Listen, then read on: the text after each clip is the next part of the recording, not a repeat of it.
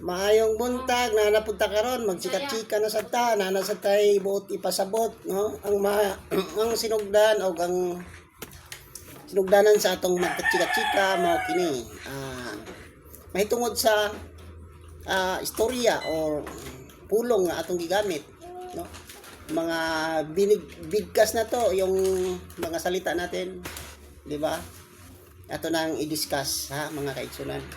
Og mo ni magsugod ka sa kanang gitawag og ayaw panaad. Ang gitawag nga ayaw panaad, kung manaad ka mo tumana ang inyong gisaad. Mao na giingon sa atong Ginoo no, kung manaad ang tawo tumanon niya ang iyang gisaad. Kung makauyon ka o dili ang imong tubag uura o dili no, mao na iyang gipasabot. Nganong gisulti bang kana tungod kay pag mugawas na sa imong baba, malupad na siya sa kahanginan, no? Katungod kana siya espiritu na siya. O na siyang ambot pasabot niya, ayaw ko mo panaad, ayaw ko mo pag sulti o dili mao, no? Kay bot niya pasabot, di ka pwede musultig gautan o di ka o unsa pang klase nga inistoryahan nimo, mo na yang gipasabot. Ayaw panaad, for example, manaad ka. Kag mo ato kag parte.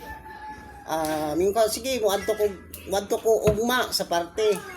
Nya karon testingan ka sa atong panahon na ulanon ug maayo. Nya katong ulanon kag maayo ha. Or naba ka sa trabaho, naba kay schedule, kanang tawagan kag kalit ba, no? Unang katong imong gipanaan nga moadto ka anang imong giingon nga sige moadto ko didto kanang mga orasa. Pero ang kuan day di ka madayon no tungod sa imong gipanalti moingon sa kag di ko mudayon kay ngano gitistingan ka sa panahon kung mudayon baka og dili pareha nang ulanon kag mayo o madto ka sa imong meeting bagyohon ka or nay kuan sa kalsada dili ka kadayon kay tistingan ka ana mo nay kadalasan ay ulan man mura kag tapula na ka ba sa imong gipanulti. Ang isulti ka nga, madto ko. Pero ulanon yung buulan na, matras na ka, ID na lang. Na lang, pospo na lang. Di lang ka mo dayon kay ngano. Hitap, basa kayong agyanan, no? Di ba? Sa ato kasagaran gud mo nay mahitabo nato nang musulti ta rin di ta madayon. Mananggingon sa Ginoo, ayo panaad. But pasabot ana, ay kapag istorya nga walay kabuluhan no? Nga di mo kuan kay wag kamali na kay napoy na hinumduman katong taga Korea nga si Reverend San Myung-moon explanation niya sa kanang the original sin daw ang unsay original nga sala nila Adan ug Eva. Kay ngano, ang ilang explanation, pagka kaon nila sa mansanas,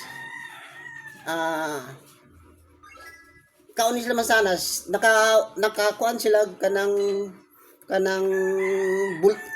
kuan ba, nang pagsabot ba nga hubo day sila. Nya pag hubo sila, ang gitakpan ko no, ang ubos sexual ang original, ang ilang ipasabot, sexual daw ang original nga sala.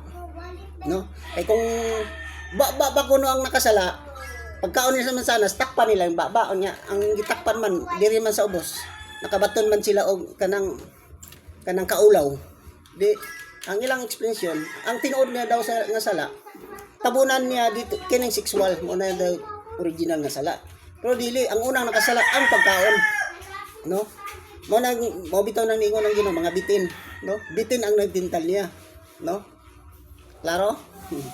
Muna karon atong ipasabot kung pagtulunan nato bahin sa istorya god ang dila sama sa kalayo makapanganda kani makapasunog kani og dakong butang o dakong lasang no makamando kani bisag asa ug mao sa ni gipangayo nato pasaylo sa atong Ginoo no mao say gigamit nato pagpamakak kini atong dila mo na ang dili siya mayo no tungod niya na bosa ang dila ang atong inistoryahan kinahanglan siya kontrolado dili siya pataka og istorya kay basin og hinungdan mao na siya sinugdanan sa sala.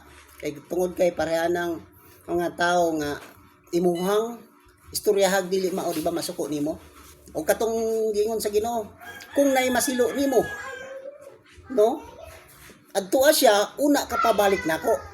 O, kung mudiretso ka di yan ang uban gud, mudiretso lang sa samahan. No, mudiretso sa samahan.